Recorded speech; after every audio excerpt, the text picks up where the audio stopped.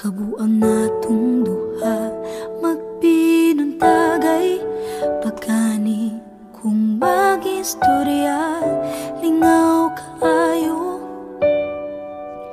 ug magkauban ta.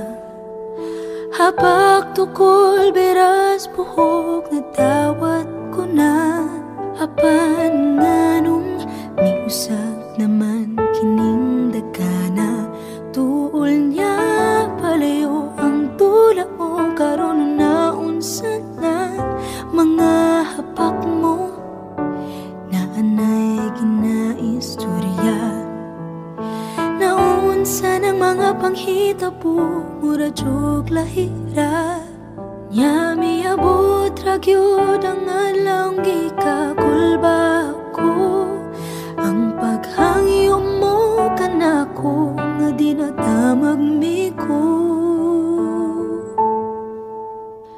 kay nahigugma ka nako.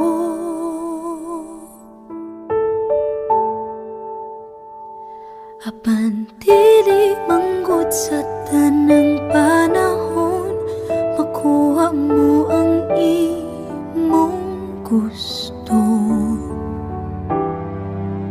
kay dili manggod sa tanang panahon upabor ang kalibutan nimo.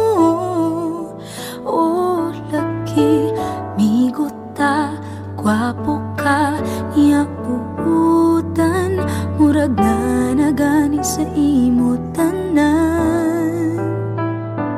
Apan dili dali madiktahan ning kung tukan kay gugmang gipangita mo di ko makitaan.